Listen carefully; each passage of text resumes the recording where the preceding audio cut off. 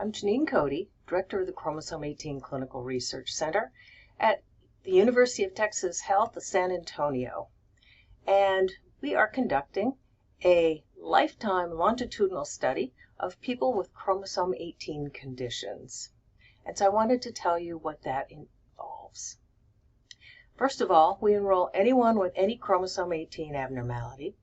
They could have a deletion of the long arm, 18q minus, a deletion of the short arm, 18p minus, a ring chromosome, or tetrasomy 18p, where they have 4 copies of the p arm, or individuals with trisomy 18 over the age of 4, or anyone of any age with a duplication of some portion of chromosome 18.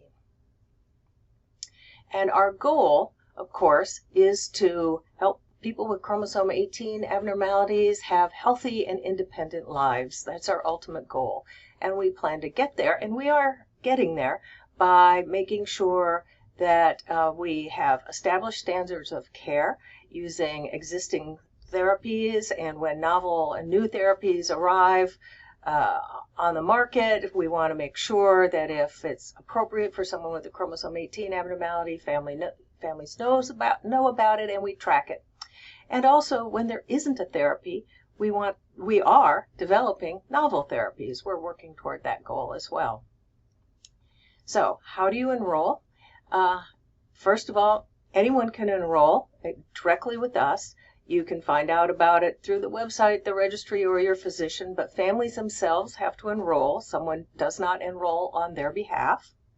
And when you enroll, you are enrolling in what we call the primary enrollment.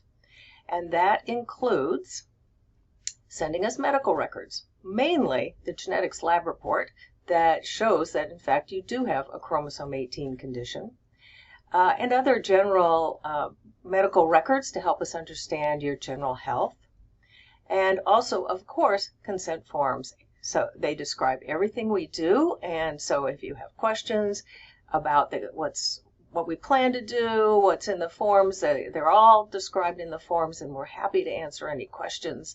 And we need those signed and sent back to us. And then we need a blood sample from the individual with the chromosome 18 condition and their biological parents, should they be living. And if children are really young, it's okay. We can wait until they're a year or two old. It's not an emergency to enroll right at birth. We don't need to have the blood draw be a traumatic experience, but it is necessary for enrollment. And so that's what we call the primary enrollment. However, we do all kinds of studies, and as I said, it's a lifetime longitudinal study. So if you are enrolled in the primary enrollment, then you have the opportunity to participate in any of the other sub-studies that we do. So, of course, there's a general annual developmental survey. We want to know how kids are doing, how they're growing up, if they develop new problems or adults develop new problems, how they're being treated, what's successful, what's not. So we send out an annual survey.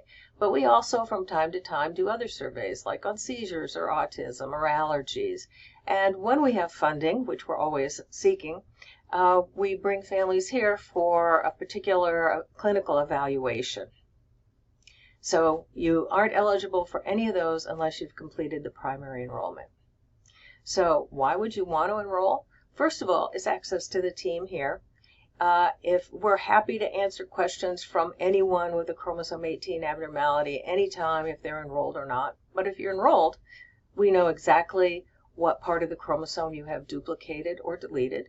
And we have some medical records, and so we have some history. And so it's easier to provide any information back to families when we know more about you.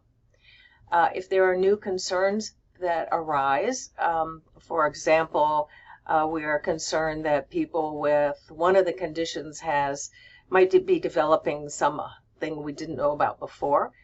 If you're enrolled, you're going to know about it, because the first thing that's going to happen is we'll do a survey and ask, have you ever seen this? Have you seen this diagnosis or seen any of these issues related to the diagnosis? And so that will pique your interest, and you'll say, oh, I better start watching for this.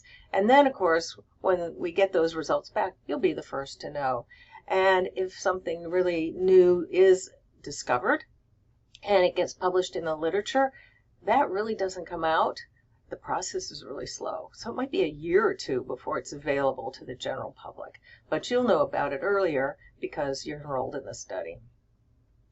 And also, when we are at the point of doing a clinical trial, only those people who are already enrolled in the primary enrollment will be eligible to participate in any future clinical trials. So that's why. It is an effort on your part to keep us informed of what's going on, but there are also many advantages. So if you're thinking about enrolling and you have questions, the person to talk to is Catherine McCarthy. She's our participant coordinator. She's quite happy to talk to you and let you know all about what we do and answer any of your questions. So thank you.